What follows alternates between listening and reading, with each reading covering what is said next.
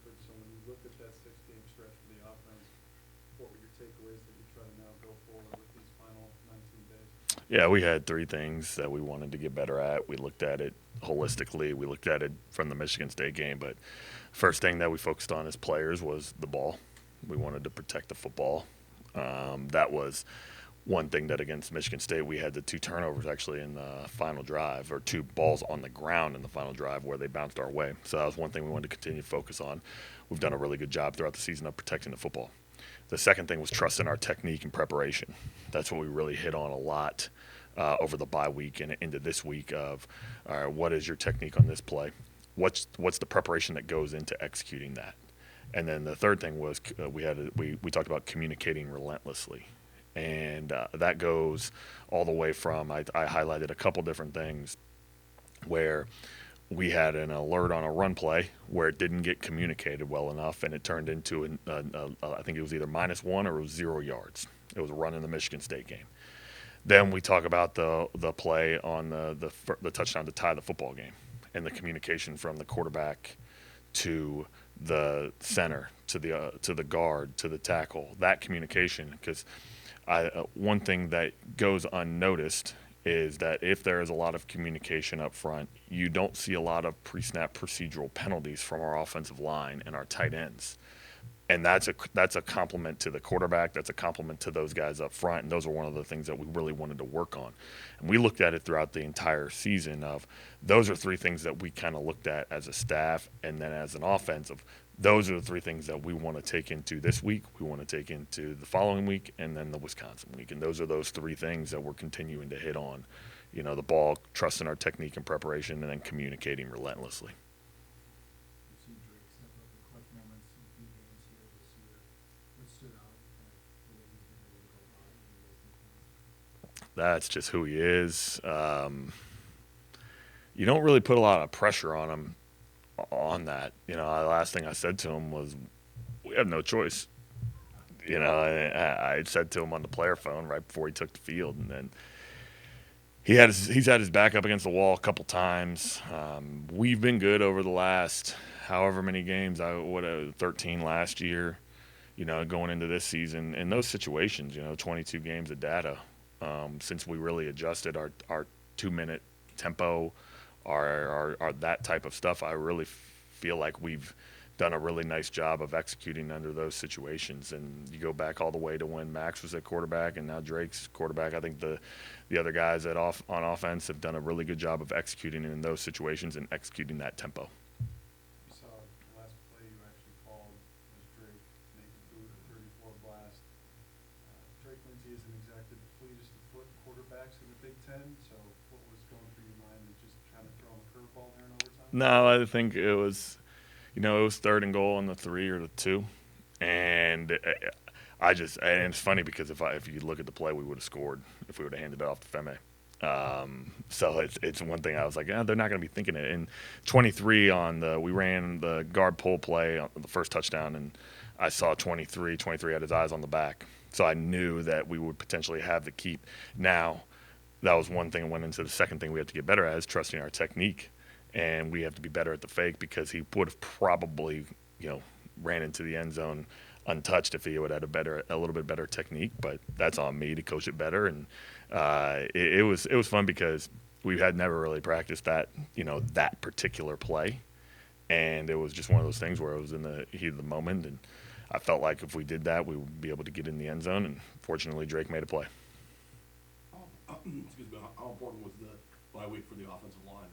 Oh, I mean, it was, it's invaluable. I think throughout the course of a season, you're constantly, number one, you're constantly evaluating every player, and you're constantly evaluating those five working as one. And it was important for those guys to continue to gel. I think, each week is a process, and we got to continue to get better. And I think no matter if you execute extremely well up front or you have a down game, you got to look at it, and we got to change our best and get better. You played the number one defense in the country on Ohio State.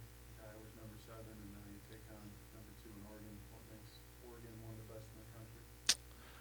Well, you can go all the way from the defensive line all the way to the secondary. And The defensive front, 4D linemen are the best 4 defensive linemen I've seen on tape.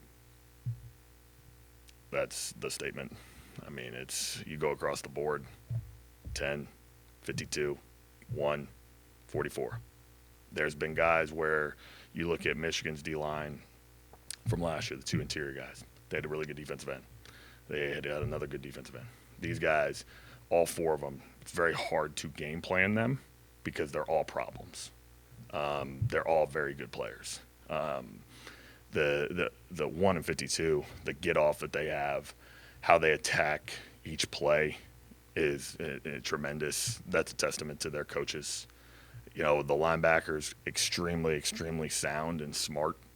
28, you can see the communication that he has amongst their defense, just getting them in and out of checks. They play extremely fast, and then their secondary is very, very athletic, long. When I watched Ohio State, I looked at, okay, Ohio State was this type of defense. You see those guys in the back end, their front, it all works together, and they're very, very good. You know, I didn't think I was going to see something like it again, and we're seeing it again this week. And it's a tough challenge because, number one, they have the ability to line up. You almost know, like, okay, this is what they're going to do. This is what they're based on. This is like their day one install stuff, and you know what you're going to get. And they just play so hard, and they play with great technique. And then you go through the pressures, and you go through the third down stuff, and it's not just schemey. You can tell they are extremely well coached, and what they're doing. Everything is detailed from, okay, we're going to attack down the sternum of the guard to be able to get this guy free in a pressure. You can tell that's being coached. You can tell, all right, this movement here with a twist up front, they got to take this step here, and then they got to attack this offensive lineman. It's a nasty, nasty deal when you have elite coaching like that with those players, and they work well together. That's the challenge that we have ahead, but it's fun to watch because you see how well they work together as a defense, and it shows within the stats and the percentages. It goes back. I've said this before about certain defenses. The third down percentage tells them it all. They're one of the top third down defenses in the country, and it's something like 3rd and 3 to 6. They're giving up 33%. 3rd and 7 to 12, it's like 17%. And then 3rd and 13 plus, they've given up 1 third down on 3rd and 13 plus all year. So it's a challenge there where you got to be on schedule, can't go backwards, and you got to be able to execute on third down and be in manageable third downs. Earlier you talked about tempo and how it worked for Drake. Yeah. For Max. How do you look at usage of that given the success that they've had? It's about being complementary within our football program too. Like, okay, how is our defense handling their offense within the game? You know, because you want to be able to control the clock at times too. And it's also like, I think a lot of it goes into how is the offensive line handling their defensive line. I think that plays a factor in the tempo stuff too, because maybe I can negate some things that they're doing that can help our O-line. Maybe I see within a game like, hey, we're knocking them off the ball. I don't need to use tempo. Like, I want to keep that going, and then I can change the pace a little bit. I used it like in the Nebraska game because I need to jumpstart something. You know, I felt like if we did something like that, it might change the pace, give us a little bit of an advantage. The 2-minute drive at the end of the first half against Michigan State was excellent execution by the players. I think it comes down to situationally being able to use it so it helps our football team. But then secondly, it's sometimes you just got to have it. And you got to be able to do it, and we practice it. We do a ton of stuff in the summertime. We do a ton of stuff in spring and training camp that Coach Fleck organizes within practices where we're working those things. We do stuff each week where we change it situationally, and our guys are forced to be able to execute under the pressure of the situation. With how good Oregon's defense has been, 20 points on the road so far this season in 3 games, is there almost a factor probably in that where you just got to lay it out, all out there, trick plays, taking shots, trying to know that Las Vegas odds aren't everything, but as significant underdogs, just taking shots and leaving everything out there? I mean, I want to put our players in the best position to execute our offense.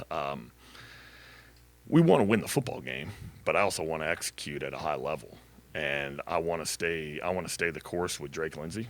I want to make sure he operates our offense at a high level. I don't want to, like, we want to have the element to be what was it, gimmicky or creative or anything like that. But like, I want to be able to line up, know where we're going, attack, and play football, play pitch and catch, block them, run the football. Like that's the whole goal of each play is to go 1-0 on that play.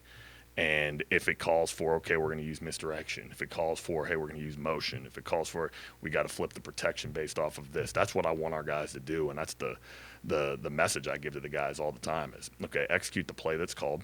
Some plays are a little bit different than others. Some it might be, hey, we want to be static on this play because we're looking for something in particular. We want to shift on this one. We want to use this misdirection. It's all about them understanding the why. And that was one thing that we talked about as a staff during the bye week of as a staff is we want to continue to do an elite job at explaining to our players the why of every play and why we're doing this, why we're attacking them in this way, and hopefully they start to they continue to really understand that messaging. Got time for one or two more? All good? Thanks, guys. Great. Back on that Michigan State game, just the amount of ebbs and flows with 12 tackles for the last 7 sacks, almost 500 total yards. How do you go back and evaluate a tape like that where it's so high or so low? Yeah, I think it goes back to we have to be consistent. In the first half, we're generating pressure. At times we're getting teams to, second and longer, right? And second and 15, second and 12, but then it's third and 6. You can't have those opportunities. You have to seize those moments, make them, get into third and longer situations to get them to punt. The total yardage, I mean, you look at it and there's, an 85-yard run at the end of the game, right? There's a 61-yard pass or 70-yard pass. So, like, at the end of the day, those all come back to very correctable things that we have to correct ASAP. And we did that Sunday, and now it's about just being consistent, learning from those. Those are like scars. Scars happen. You learn from your scars. You learn from it. You move on, and you grow from it. Even within that, too, 12 tackles for the last 7 sacks. You guys are number 1 in the Big Ten in sacks. As a defensive coordinator, you just kind of throw your hands up at times and say, we haven't got a takeaway in a few games now, yet the stats say we should have X, Y, Z in number. How do you kind of do things like that? Yeah, I don't necessarily think I throw my hands up, when thinking about it, like it's football, right? And, sometimes the ball goes your way, sometimes it doesn't. We got to continue to be consistent with that. The more opportunities we have to generate pressure, the more opportunities we will have for the football. We got to keep doing what we're doing. We got to emphasize it like we do every single week. It's got to be consistent with it. And we're drilling it. The bye week is a huge opportunity to study it, see why those things are happening and attack it from there. Yeah, I mean, it starts with the run game. They're an attacking style in terms of running the football, and then they have weapons everywhere. The offensive line's very athletic. Everything's run by the quarterback. Just a true, just unbelievable quarterback in terms of how he leads the team. Everything runs through him. He is leading that offense, and that's what it looks like. Just has that command, that you see, with all the great quarterbacks there, has the ability to obviously use his legs as well, and then the ability to make unbelievable throws down the field like you saw at the end of the game in that 2-minute drill. And like I said, there's weapons all over the place at wide receiver, tight end. They have tight ends that look like receivers and run like receivers, and their running backs run extremely hard. And they got, a pack of running backs that they just roll in, and everybody has different packages, and that's what makes them so dangerous. Oregon's blown opponents out, and then they win a game like at Iowa 18-16. How difficult is it to face a team that can win in different ways like that? Yeah, I think you have to be process oriented, right? At what you're seeing, what they're doing, and then do everything we can to, match up in terms of the run game, the pass game, and be sound, right? And be sound, play sound football, disciplined football, the way that we know how to play it here at Minnesota. When you look at a guy like Jonathan McMillan, continues to play well on the outside. Your position coach, he's a safety by trade, but has now had to play outside corner. How proud of him